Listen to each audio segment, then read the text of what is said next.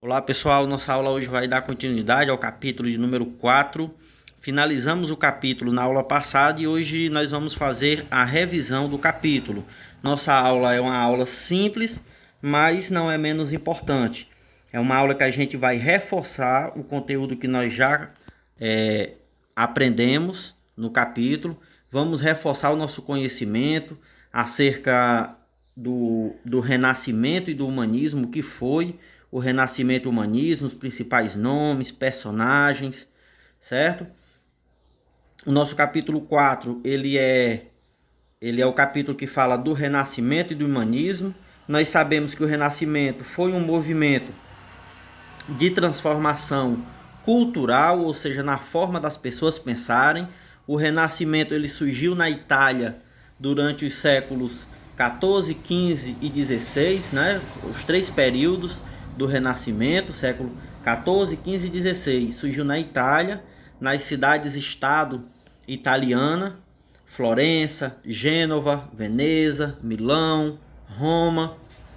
As cidades italianas, a gente nessa época, durante a Idade Média, a gente costuma chamar de cidades-estado, porque nós vimos que cada cidade era independente uma das outras. Tinha seu próprio governante, tinha suas próprias leis, tinha seu próprio exército, né? E essas cidades italianas, nós vimos que eram as mais ricas da Europa. Por que tanta riqueza? Elas eram extremamente ricas porque somente os mercadores italianos tinham acesso às rotas de comércio com o Oriente, as rotas de comércio de especiarias, cravo, canela, seda, pimenta, perfume, ouro, né? Tudo isso era levado para a Europa através dos mercadores italianos. Por causa disso, essas cidades ficaram muito ricas. E também o contato desses mercadores, dessas pessoas, dessas cidades com outras culturas, como os muçulmanos, como o povo árabe e africano, levou também essas cidades a aprender com esses povos.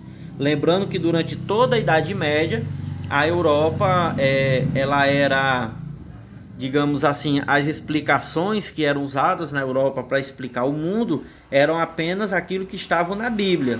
Então tudo era explicado como sendo a vontade de Deus. Já em outras regiões do mundo, como na Arábia, no Oriente e na África, nós vimos nos capítulos 3, por exemplo, as universidades africanas, no reino do Mali, no reino do Songhai, do povo Yorubá, universidades, escolas, médicos, engenheiros, todas eram profissões que se aprendiam nessas universidades, conhecimentos, matemática. E tudo isso os italianos levaram para as suas cidades. Por isso que esses pensadores italianos achavam que estavam vivendo um momento de renascimento, daí veio o nome Renascimento, por eles acharem que estavam renascendo de um período de ignorância, que para eles a ignorância de achar que tudo é a vontade de Deus, isso era ignorância, e isso era a mesma coisa que trevas para eles, porque escureceria o mundo. As pessoas não viam a verdade, porque sempre olhavam o mundo a partir da superstição. Por isso eles se achavam vivendo em um momento novo de renascimento. Renascimento que? Daquilo que era considerado científico. Renascimento do racional, a racionalidade, pensar, o próprio ser humano explicar o mundo. E é por isso que o renascimento ele vai ser esse movimento cultural também laico. O que significa laico? Laico significa separado da igreja, separado da religião. Não quer dizer que nem todos esses pensadores do Renascimento eram ateus, não é isso, mas que eles tinham outra visão de Deus e de religião que não era a mesma visão católica, certo? Então o Renascimento vai ser esse movimento de transformação cultural, intelectual, valorização do científico, da racionalidade humana, separado da igreja, ou seja, laico. E o Renascimento vai ter outra característica fundamental, que é o humanismo. O que é o humanismo? É colocar o ser humano no centro das explicações. As explicações para o mundo, para a natureza, para os fenômenos, passou a ser algo que o homem poderia explicar. Não era explicado somente por Deus. O homem também poderia entender a natureza, poderia modificar, né? Poderia criar. Tudo isso, quem é o centro, né? Nessa nova perspectiva de pensamento, o centro é o indivíduo, né? É o ser humano. É por isso que a principal característica do Renascimento é o humanismo. Nesse sentido, vai ter uma influência, os pensadores do Renascimento, esses italianos, vão buscar inspiração, influência onde? Lá no passado, na antiguidade. Lá com os pensadores, com os filósofos da Grécia antiga, da Roma antiga, que eram pessoas, né, que primeiro buscaram explicar o mundo a partir da racionalidade. Aristóteles, Platão, Sócrates, Parmênides, todos esses eram filósofos, pensadores, né, que desenvolveram pensamentos. Muitos desses filósofos criaram fórmulas científicas que até hoje nós temos, né? Bhaskara, Arquimedes, todos eles foram pensadores que quando a gente vai estudar a matemática a gente vê o nome deles, né? Então o Renascimento teve essa característica de valorização do naturalismo, aquilo que era natural, por isso que valorizava também o nu, né? O ser humano nu. O antropocentrismo. O que é antropocentrismo? Antropo é ser humano, homem. Centrismo, centro. O homem estava agora no meio do mundo, não Deus, né? O homem que deveria explicar o mundo e não Deus apenas. O racionalismo, né? O experimentalismo, ou seja, como é que eu passo a conhecer algo? Observando, raciocinando e também experimentando, né? Experimentando, é como fosse uma receita. Como é que eu vou saber que a comida está boa, está no ponto? Se eu for experimentando. Não, aqui está muito salgado, não, aqui está muito seco, tá insosso. A mesma coisa quando eu quero criar alguma coisa, um mecanismo. Quando eu quero inventar algo, explicar, eu preciso experimentar. Essas eram as influências, né, principais no Renascimento. Nós também temos, eu já falei, né, essa característica aqui na esquerda para vocês, do classismo e do individualismo. Aqui embaixo da tela, que vocês devem estar vendo. O que é o classismo? É eles buscarem inspiração com os antigos pensadores gregos e romanos. Por isso que chama-se de clássico, porque eles foram recuperar aqueles do passado, os primeiros. E o individualismo é você colocar o indivíduo, né, a pessoa no centro. Por exemplo, uma das mudanças que ocorreu durante o Renascimento é que as pessoas passaram a ser vistas não só como membro de uma família, membro de uma região, membro de uma comunidade, mas passaram a ser vistas como elas próprias. Por exemplo, meu nome é Alan Robson da Silva. Durante toda a Idade Média, eu era quem? Membro da família Silva, filho de fulano de tal da Silva, neto de fulano de tal da Silva. Com o Renascimento, as coisas mudaram e as pessoas passaram a valorizar apenas o indivíduo. Eu sou eu, a minha história é só minha, eu vou buscar crescer, independente da minha família, independente do sobrenome que eu carrego, né? Então, por exemplo, antes, quando um artista fazia uma obra, era acostumado a dizer, aqui é o artista da família Silva. durante o Renascimento, a obra já passava a ser quem? Do Alan Robson da Silva. Tinha muito mais importância o Alan Robson do que o da Silva, né? Isso quer dizer o quê? Que tinha muito mais importância o indivíduo do que a família, do que o grupo que ele pertencia. E isso foi uma mudança muito grande. Durante toda a Idade Média, era, por exemplo, mal visto aquela pessoa que enriquecesse muito, né? Para ele ganhar o céu, ele tinha que fazer caridades, ir à missa aos domingos, doar aos necessitados. Já durante o Renascimento, era valorizado aquele homem que enriquecesse muito. Ah, foi porque ele conseguiu, né? Foi sucesso, foi bênção. Então passou a ser valorizado o indivíduo. E vimos o renascimento em diversas áreas. Vimos o renascimento na arte, como na escultura, como na arquitetura, na pintura. Vimos que a arte no Renascimento, ela tem essa característica, daqui a pouco a gente vê um pouco melhor. Ela tem essa característica de se misturar com a ciência. Como assim?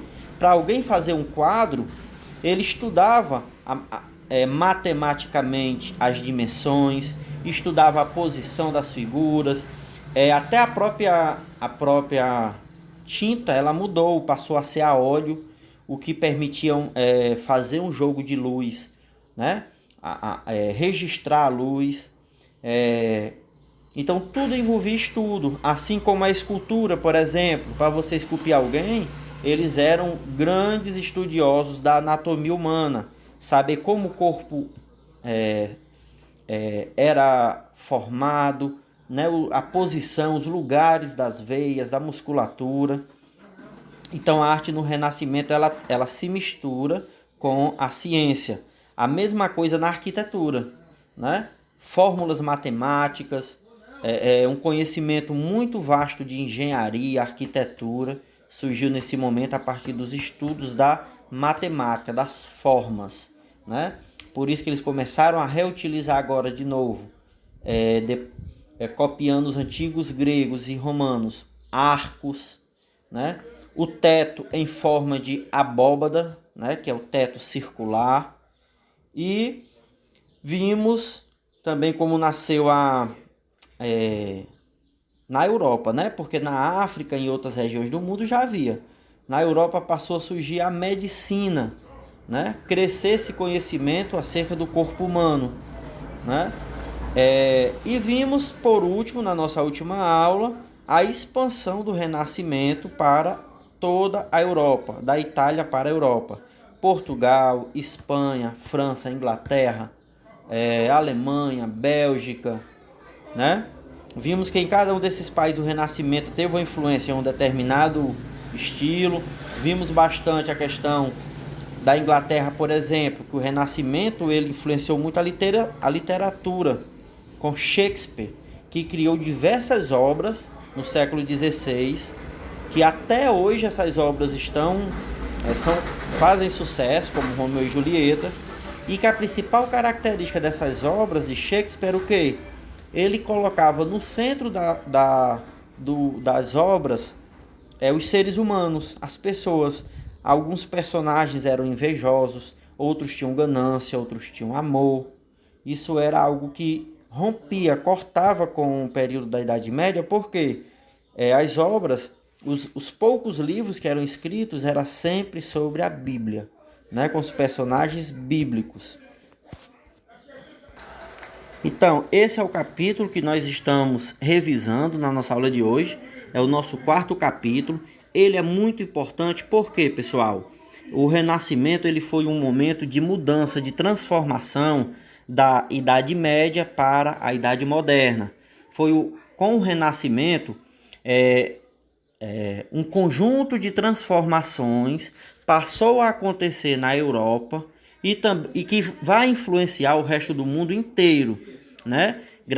A partir do Renascimento e essas transformações, a humanidade passou a ter conhecimento, por exemplo, que não existia somente a sua região, o seu continente, a humanidade passou a se relacionar entre si, os diferentes continentes, as diferentes populações do mundo passaram a se relacionar. Tudo isso teve início com o Renascimento. Em poucos minutos, nós podemos fazer aqui essa revisão, dividindo a nossa revisão em três momentos. Primeiro a gente vai ver o que era as características do Renascimento. Vamos ver o Renascimento na arte e a expansão dele pela Europa. Primeiramente, as características do Renascimento, algumas nós já falamos. A gente sabe que o Renascimento surgiu primeiramente na Itália, nas cidades-estado da Itália. Essas cidades, por que na Itália? Devido ao intenso comércio dessas cidades, elas eram as mais ricas da Europa porque elas traziam as especiarias do Oriente, da África, para serem vendidas na Europa. Então era na Itália onde moravam, nessas cidades, Florença, Gênova, Roma, Milão. Eram nessas cidades onde moravam os homens, os mercadores, banqueiros mais ricos da Europa. E a partir desse conhecimento que eles passaram a ter com outros povos, começou a surgir na Itália escolas, universidades, né? E também começou a surgir os pensadores, escultores, artistas, que tinham por base agora não mais o conhecimento da Idade Média, que era baseado na Bíblia. Tinham por base agora o conhecimento científico. Eram eles que se consideravam, por exemplo, renascentistas, estarem vivendo um renascimento. Muitos desses artistas, eles eram patrocinados por mecenas. Quem era o mecenas? Era, por exemplo, uma família muito rica, como era a família de Médici, né? Família de banqueiros. Eles emprestavam dinheiro a juros para comerciantes, para mercadores, e por isso era uma das famílias mais ricas da Europa, né? Então eles financiavam, por exemplo, eles pagavam artistas para esculpir esculturas, pintar quadros, construir prédios, igrejas, né? E por que essas pessoas ricas financiavam? Para que elas tivessem status. É a mesma coisa como, por exemplo, a empresa. O que ela faz? Para ela conseguir ter uma boa propaganda. Ela não financia um artista, uma banda, né?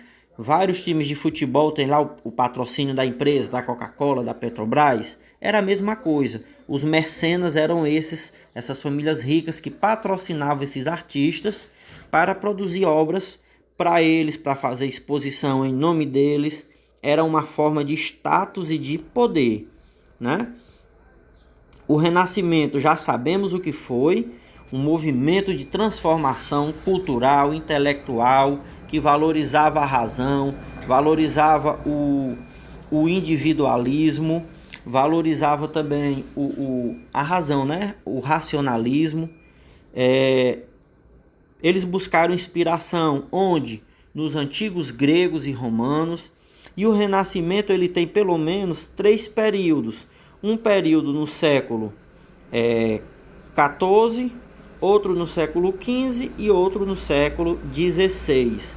Então o Renascimento ele durou, foi um período de 3 séculos, certo? E foi um período de 300 anos e ele vai ser digamos assim, um momento de transição, de mudança, de passagem da Idade Média para a modernidade, né? Continuando o humanismo, também sabemos que o humanismo é a característica do Renascimento de colocar o ser humano no centro das explicações, né? O homem passou a buscar entender o mundo, entender a natureza e a explicá-la, e também buscando transformar. Até porque, pessoal, muito desse momento, além do contato com outros povos que eram muito desenvolvidos, o que estava acontecendo? Já imaginou que era alguém sair da Europa, atravessar 4, 5 1000 quilômetros em busca de mercadorias e voltar até a Europa, né? Passando por montanhas, mares, terras, desertos. Então foi um momento de muitas invenções.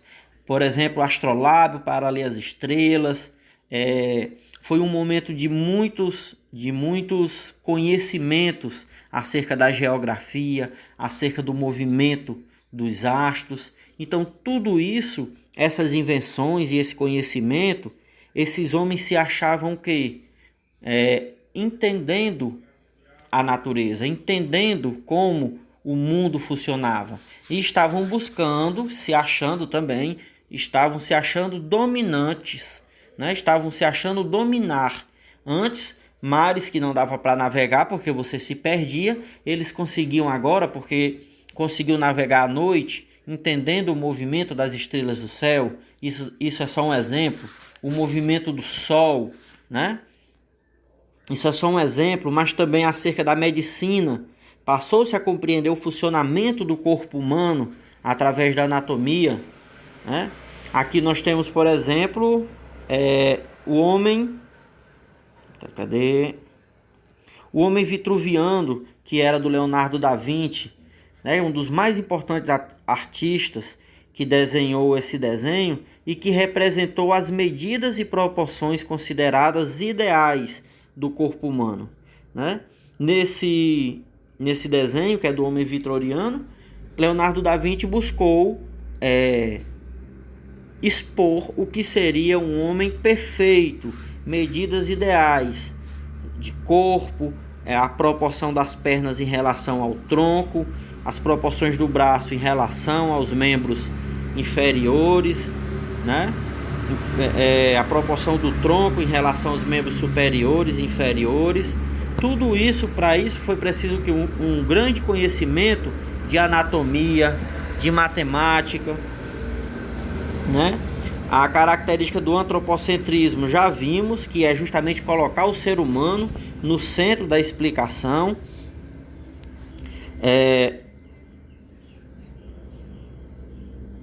Pronto.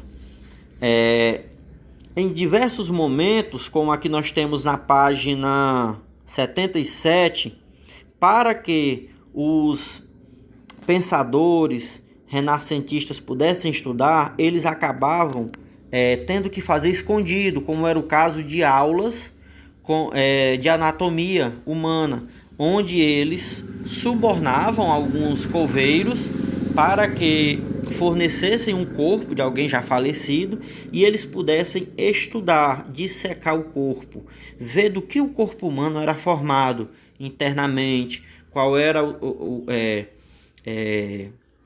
a estrutura óssea, os sistemas digestivos, o que era o sistema respiratório. Tudo isso passou a ser entendido por eles nesse momento. Claro que muitos tinham que fazer tudo isso em segredo, porque se a Igreja Católica soubesse, acusariam eles de bruxaria e muito provavelmente eles seriam presos, torturados e mortos, certo? E em outros casos, como na astronomia, nós tivemos Nicolau Copérnico, Giordano Bruno, Galileu Galilei defendendo a ideia do heliocentrismo. Nós vimos que essa teoria do heliocentrismo, ela dizia respeito a quê? Durante toda a Idade Média, a Igreja Católica considerou que a Terra era o centro do universo e que todos os outros corpos giravam em torno da Terra. Já Nicolau Copérnico, depois Giordano Bruno e Galileu Galilei passaram a defender diferente. Passaram a defender a ideia de que o Sol era o centro de um sistema, né, planetário, e que a Terra é que girava em torno do Sol. Essa ideia, que hoje nós sabemos ser correta, ela é chamada de heliocentrismo. Hélio, né, vem de hidrogênio, aliás, vem de hélio, que é um elemento da tabela periódica, e representa o Sol, né, no latim. E centrismo, centro, o Sol no centro do universo ou do sistema solar, né? Nicolau Copérnico foi o primeiro a trazer essa teoria. Depois ela foi comprovada por Galileu Galilei no século XVI com a invenção do primeiro telescópio, né? Esse foi o heliocentrismo. Já no nosso segundo momento, a gente vai entrar agora na questão da arte, e desde já de início a gente pode perceber que a arte renascentista, veja só, aqui é Davi de Michelangelo, se eu não estiver enganado. Cadê? Exatamente. Davi de Michelangelo é uma escultura enorme, ela tem, se eu não me engano, ela tem cerca de 3 metros de altura, né? Mas você vê muito parecido com as proporções que Leonardo da Vinci estabeleceu lá naquele desenho do homem vitoriano. Aqui você pode ver para eles o que era o padrão de beleza, né? Era um homem sem exagero, delgado, né? Com belas proporções entre os membros superiores, os membros inferiores, né? O nu aqui não é uma questão de vulgaridade ou de baixaria. O nu aqui tem a ver com a questão do naturalismo, né? A beleza do natural, né? O nu não tinha essa conotação vulgar, como muitas pessoas pensam e até falam.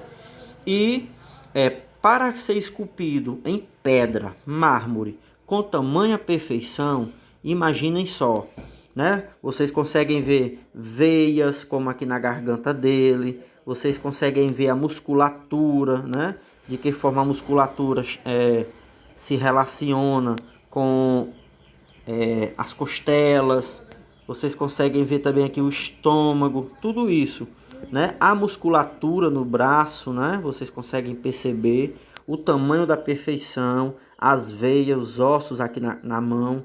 Como eles conseguiram isso? Porque, como a gente já viu, havia um estudo científico por trás. Como eu já disse, a arte no Renascimento tem essa característica de se misturar com a ciência.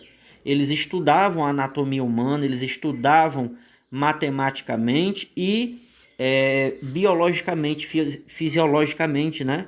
Ele sabia a proporção dos braços, a organização do corpo entre pele, músculo e ossos, né? Na pintura nós temos a mesma coisa, né? Primeiramente, o ser humano sendo colocado, né, no centro das imagens, não somente figuras bíblicas. Outra característica é a questão do naturalismo, a natureza também ser pintada, o nu, né, a natureza aqui como pano de fundo, e também aqui uma mudança de perspectiva. Reparem que nessa imagem da Vênus, que ela é... Cadê? A Vênus ela é de Botticelli, Sandro Botticelli. Você tem algumas características que não havia na arte durante a Idade Média. Primeiramente, o vento, né? Você consegue ver a direção que o vento está soprando, da esquerda para a direita.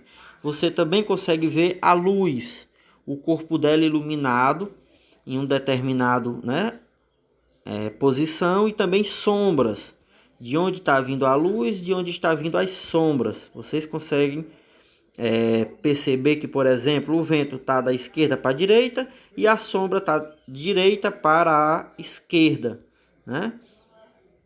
As proporções, o naturalismo, tudo isso a gente consegue perceber como característica da arte do Renascimento, né? Renascentista. E mais uma vez as técnicas de pintura.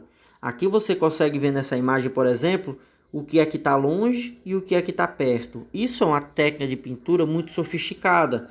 A questão da perspectiva. A arte na Idade Média ela era sempre em 2 dimensões. Tinha altura e largura, mas não tinha o que? Profundidade.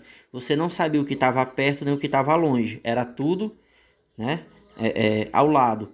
Já nas pinturas do Renascimento, você sabe o que está longe e o que está perto, né? Tudo isso só foi conseguido às custas de muito estudo, né?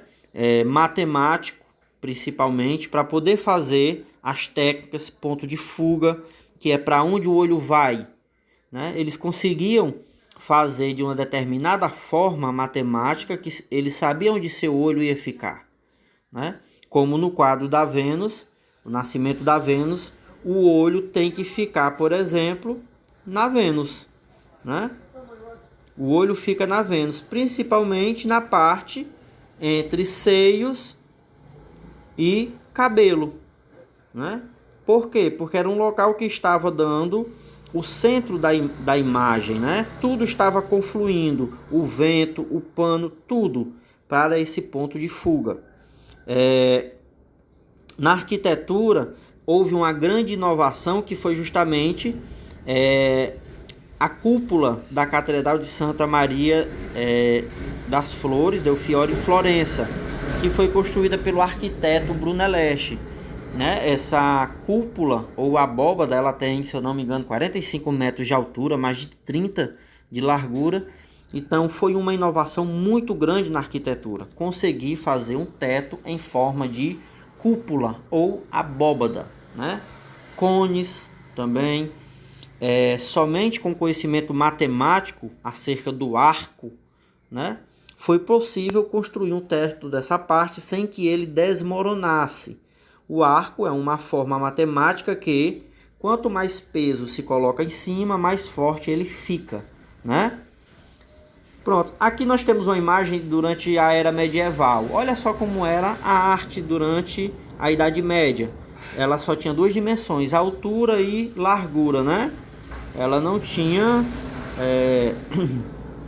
profundidade. Tudo estava sempre no mesmo plano, em sequência. Algo bem diferente da arte no Renascimento, como a gente está vendo aqui, né? Que há longe, perto, cima, alto, luz, vento, né? Para pularmos e sermos um pouco mais rápido, vamos finalizar aqui acerca da expansão do Renascimento. Vimos que a educação nas cidades italianas era para um número reduzido de pessoas, né? Que eram filhos de burgueses, mercadores ou até mesmo nobres que tinham direito a estudar. Mas surgiu as escolas, também universidades, e começaram a ensinar algo bem diferente do que tinha na Europa, que só aprendia o que? A teologia, um pouco das leis da época, né? Essas universidades, essas escolas italianas passaram a ensinar, por exemplo, natação, hipismo, literatura clássica, matemática, política, boas maneiras, né? Como a questão da etiqueta, como falar, como se vestir. Por quê? Nada disso existia na Europa. Era um conhecimento que vinha do Oriente, da África, que eram civilizações, povos mais sofisticados. Na Europa, os hábitos das pessoas ao comer, mesmo entre os mais ricos, eram muito, digamos assim, sem boas maneiras, né? Pegava sempre com a mão, cuspia na mesa, limpava a boca com a roupa ou com a própria toalha da mesa, enfim, né? Então, eles passaram também a aprender até mesmo boas maneiras, além, claro, de universidades que já formavam médicos, né? Médicos, arquitetos, matemáticos. Continuando, a gente tem, vou pular aqui a parte do lazer, já vimos um pouco, Leonardo da Vinci como principal nome, na escultura, invenções sobre medicina, por exemplo, né? Um grande conhecimento acerca da anatomia humana, como o coração, a formação do coração. Na engenharia foi um grande inventor de diversas máquinas, né? Até mesmo o desenho de helicóptero. Na pintura, sua grande obra foi a Mona Lisa. A obra mais conhecida do Renascimento é a Mona Lisa. E finalizamos com a expansão do Renascimento na Europa. Na Bélgica, por exemplo, onde pessoas normais foram retratadas e pintadas com grandes detalhes. Olha só aqui nessa peça de vidro sendo refletido a janela, né? Até isso o pintor conseguiu refletir a janela e e do lado de fora da janela o prédio do outro lado da rua, né? A vidraça da janela a gente consegue perceber um pouco, né? Tudo isso no vidro. Outro reflexo aqui, olha só, no vidro, como se fosse um cômodo, uma janela, a luz, né, sobre a maçã. Tudo isso, a riqueza de detalhes muito grande. O Renascimento chegou na França, se expandiu por toda a Europa, né? Na literatura foi muito forte, tanto na Espanha como em Portugal, Alemanha, música também, e na Inglaterra. A grande característica é que em todas essas áreas, literatura, música, pintura, o Renascimento e sua expansão pela Europa tem como característica a valorização da racionalidade, da ciência e coloca o ser humano no centro das obras, das pinturas, dos livros, né, dos romances, o ser humano, né? Então aqui nós finalizamos a nossa revisão e vamos agora para o grupo onde a gente vai fazer a nossa atividade da semana.